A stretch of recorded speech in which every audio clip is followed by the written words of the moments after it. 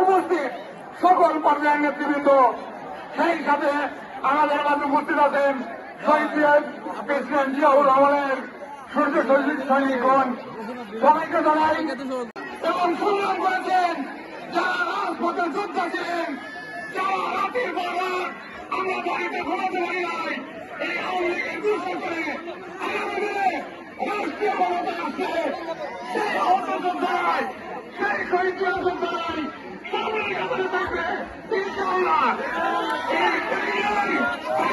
নেতৃত্ব দেবে সবাইকে ধন্যবাদ জানিয়ে আমি আমার বক্তব্য শেষ করছি। বাংলাদেশ জিন্দাবাদ, বাংলাদেশ জাতীয়বাদী যুবদল জিন্দাবাদ।